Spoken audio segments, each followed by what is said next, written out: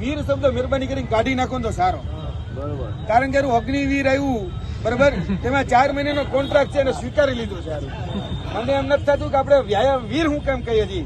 હું એમ કહું છું તમે વ્યાયામ કાયમી શિક્ષક જ બનો, સારો શબ્દ લાવો, નવો લાવો કઈક, પણ વ્યાયામના કાયમી શિક્ષક કે ભાઈ વ્યાયામને અમારે કાયમી શિક્ષક બનવું છે, વ્યાયામ વીર નથી બનવું. વીર એટલે અગ્નિવીર જેવું થઈ જાય, પછી 4 મહિનાના કોન્ટ્રાક્ટની જગ્યાએ આપણો 11 મહિનાનો કોન્ટ્રાક્ટ આ કાઢો. ભાઈ વ્યાયામ વીર માંથી અમે કાયમી શિક્ષક બનવા માંગીએ છીએ, અને એ કાયમી શિક્ષક બનવું હોય તો તમે યાદ રાખજો, તમે જો પરીક્ષા આપી ને એ પરીક્ષાના કદાચ 1 કે 2 તબક્કા છે, પ્રિલિમનો અને કદાચ મેન્સનો અથવા તો ઇન્ટરવ્યુનો 1 કે 2 તબક્કા જ છે. અહીંયા ત્રીજો તબક્કો એ લખ્યો નહીં હોય, પણ અહીંયા કરવાનો છે આંદોલન, આ તબક્કો જ છે. અને આ પરીક્ષામાંથી પાસ થશો તો જ નોકરી મળશે, બાકી નોકરી નહીં મળે. તમને એમ હોય કે હું કાલ સવારે નોકરી લઈ લઉં, તો આ પરીક્ષામાં જો તમે ફેલ થયા તો નોકરી નહીં મળે કાયમી. એ યાદ રાખીને ચાલજો. જો કાયમી નોકરી જોતી હોય, કાયમી વ્યાયામ શિક્ષક બનવું હોય તો લડવું પડશે. હું અમાનવીય વર્તન જે અત્યારે અહીંયા થઈ રહ્યું છે એના સખત વિરોધમાં છું. એટલે પોલીસને પણ કદાચ આ વિડીયો પહોંચવાનો જ હશે મને ખબર છે, એટલા માટે હું પોલીસને પણ કહું છું કે ભાઈ તમે જે આ ખાખીનું ગુમાન કરીને જે ચાલો છો, અથવા તો જે પાવર બતાવી રહ્યા છો, એ પાવર જે શોષિતો છે, વંચિતો છે, ક્યાંક ને ક્યાંક નોકરી મેળવવા માટે જે જરૂરિયાતમંદ લોકો છે એની સામે શા માટે બતાવો છો?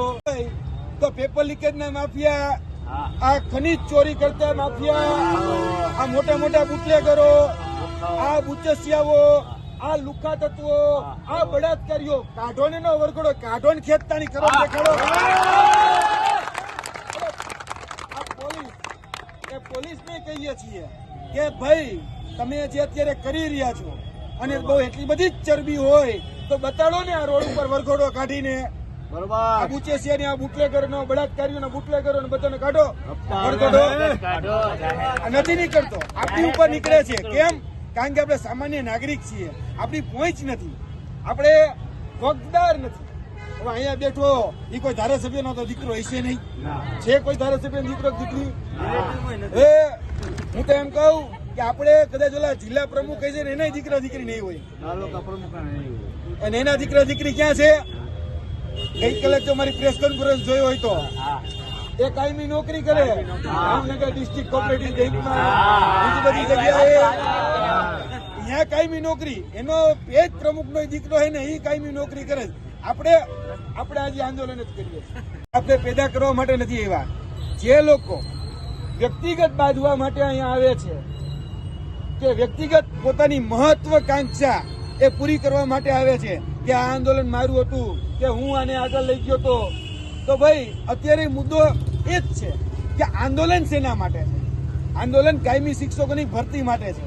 તો આપણી માંગણી એ કાયમી શિક્ષકોની ભરતી છે, કાયમી વ્યાયામ શિક્ષકોની ભરતી. તો આ મુદ્દાથી આંદોલન થાય છે. એ મુદ્દાને પ્રાધાન્ય હોય, કોઈ વ્યક્તિગત પ્રાધાન્ય ક્યારેય કોઈને ન હોય, ન યુવરાજસિંહને કે ન મેહુલભાઈને કે ન વાળા સાહેબને કે ન બીજા કોઈ નહીં. આજે આંદોલન થયું તો એમાંથી નો ડાઉટ લીડર પેદા થવાના જોઈએ. એ તો તમે નહીં લડો તો સેનાપતિ વગરની સેના ક્યાંથી લાવશો કયો? અને શું કરશે સેના? એનો સેનાપતિ જ નહીં હોય. એટલે ગ્રાઉન્ડ ઉપર જે હાજર હોય, જે મજબૂત હોય, જે સક્ષમ હોય, એ જ તમારો સેનાપતિ. હકીકત આ છે. બસ એને આપણે મજબૂત બનાવીએ, આપણી માંગણીને અડગ રહીએ કે ભાઈ મારી માંગણી શું છે. મારી માંગણી જે કાયમી વ્યાયામ શિક્ષકોની ભરતી થાય, એનો તાત્કાલિક જીઆર બને, અને આ જે ભરતીઓ થઈ રહી છે એમાં કોઈ પણ રીતે અમારો જે આમાં નવી ભરતી એડ કરીને પણ સમાવેશ કરે, આ આપણી માંગણી છે. એ માંગણી જ્યારે તમારી સામે કોઈ મીડિયા બૂમ ધરે કે પોતાની વાત રાખવાનું કે ત્યારે માંગણી કયો, આંદોલન શેના માટે થઈ રહ્યું છે, હું શેના માટે અહીંયા છું, અમારો પરિવાર શું કરી રહ્યો છે, આ વાત એ મીડિયામાં મુકાવી જોઈએ. મુકાય જ છે, તમે સારી રીતે જ મૂકો છો, એમાં ના જ નથી. અહીંયા આપણે કોઈની પણ વ્યક્તિગત પ્રશંસા કરતા જ નથી. આપણે મુદ્દાને જ પ્રાધાન્ય આપીને ચાલ્યા છીએ, અને એ જ પ્રાધાન્ય હંમેશા હોવું જોઈએ.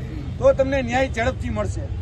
કારણ ન્યાય શબ્દ આમ જોવા જઈએ તો લાગે બહુ નાનો, 2 અક્ષરનો, પણ એ મેળવવા માટે બહુ સંઘર્ષ કરવો પડતો હોય છે. કારણ કે જેટલા પણ 8 અક્ષરના શબ્દો છે એમાં સંઘર્ષ બહુ વધારે છે, બરોબર? એટલે સંઘર્ષ કરવો પડતો હોય છે, અને એ સંઘર્ષ તમે આજે તમે શીખી રહ્યા છો.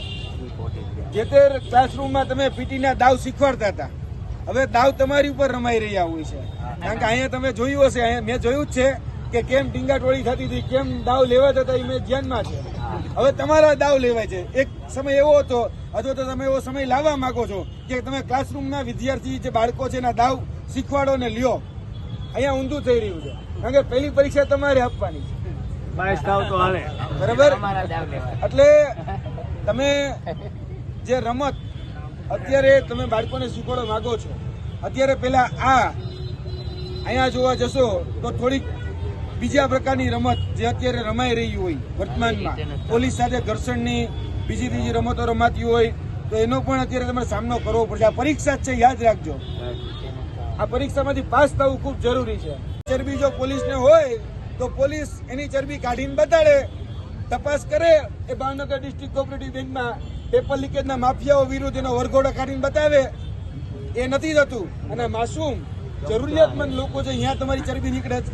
એટલે આ પોલીસને પણ કહીએ છીએ કે કાલ સવારે તમારો બાળક પણ આ સ્થિતિમાં ન આવે એટલા માટે આ આંદોલન છે. આ પોલીસને વિનંતી સબર એક શિષ્ટ ભાષામાં શબ્દ કહીએ છીએ કે કાલે સવારે તમારો બાળક જો સરકારી સ્કૂલમાં જાય તો એને વ્યાયામ શિક્ષક મળે એટલા માટે આ આંદોલન છે. એ પીટીના દાવ સરકાર કરે અને એ શારીરિક સક્ષમ બને એટલા માટે આ છે, બરાબર?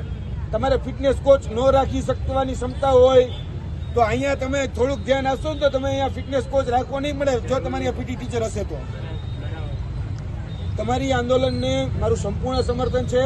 એટલા માટે કારણ કે હું એવું માનું છું કે કાયમી વ્યાયામ શિક્ષકોની ભરતી થવી જોઈએ.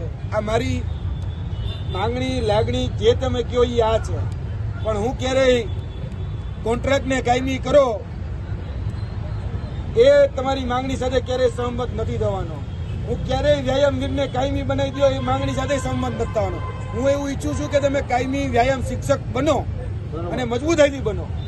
આપણે મજબૂત બનવું જ છે. ધારો કે અત્યારે જે ટેટ છે, ટાટ છે, બધી પરીક્ષાઓ લઈ અને આપણે બધા જ જઈએ છીએ શિક્ષણ ડિપાર્ટમેન્ટમાં, વિભાગમાં, આપણે બનીએ. અને હું એ માંગણી સાથે જીઆરમાં જ્યાં પણ ફેરફાર કરવો પડે, જે પણ ફેરફાર કરવો પડે, જ્યાં વિધાનસભામાં કેવું પડે, બધી જગ્યાએ આપણે તૈયાર છીએ, એગ્રી છીએ. મારાથી અત્યારે ગાડીમાં મેં તમને જે 5 જે કહી શકાય ધારાસભ્યના જે લેટર હોય એ આપવાની વાત કરી હતી, 3 ધારાસભ્યના લેટર હું લઈ આવ્યો છું. પછી તમને બધાને ખ્યાલ હશે કે હું થોડો કામમાં પડી ગયો હતો. મારે એક બીજી મુવમેન્ટ ચાલે છે ભાવનગર ખાતે, ત્યાં મારે આવતીકાલે કોર્ટની તારીખ પણ છે, એટલે હજી એ ઘર્ષણ પણ ચાલે છે. લડવાનું બધી જ જગ્યા છે મિત્રો. તમને એવું લાગતું હોય કે યુવરાજસિંહ જલસા છે, પણ એવું છે ભાઈ, બધી છો તો મને ગમે છે. મારી પાસે જેટલું તમારું મટીરિયલ આવે છે એટલું બધું જ હું મીડિયામાં એમાં નાખું છું, મારી રીતે ટ્વીટમાં પણ નાખું છું, મારી રીતે મારા સોશિયલ મીડિયા પ્લેટફોર્મ જેટલા છે એમાં પણ હું શેર કરું છું. મારાથી થઈ શકે એટલી બધી જ તમને માઇલેજ મળે, તમને બધી જગ્યાએ તમારો જે મુદ્દો છે એ મુદ્દાને પ્રાધાન્યતા મળે એ પ્રમાણની મારી કોશિશ છે. બસ કદાચ છૂટા પડવાના હોય તો છૂટા પડી કાલે સવારે ફરી ભેગા થઈ જાજો. જે પણ આંદોલનમાં તમારા જે અત્યારે આગેવાનો જે ઊભા છે એ આગેવાનો જેમ કે એ રીતે ચાલજો. કાયમી વ્યાયામ શિક્ષકની ભરતી થવી જ જોઈએ, એમાં સંપૂર્ણ સમર્થન એ મારું છે અને રહેશે.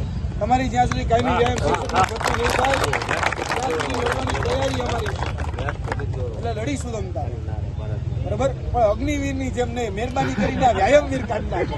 આપણે 11 મહિનાનો કોન્ટ્રાક્ટ જોતો જ નથી, કાઢ્યો હવે.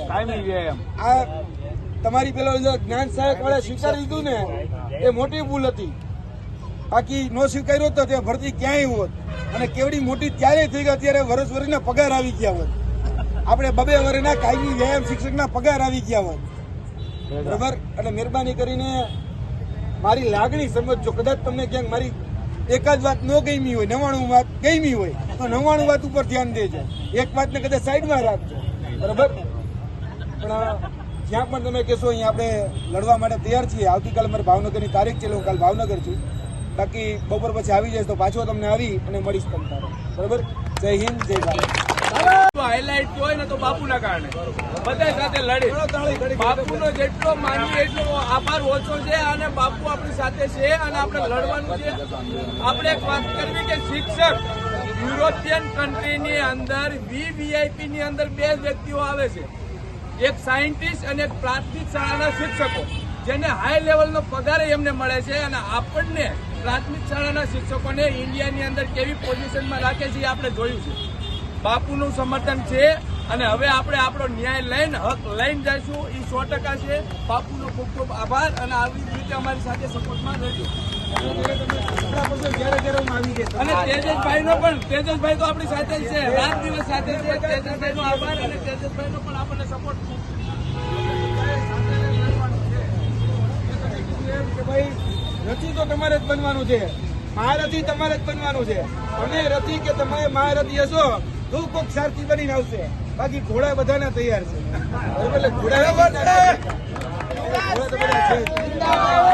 એક વખત જોરથી જય જયકાર યુવરાજ સિંહ, યુવરાજ સિંહ.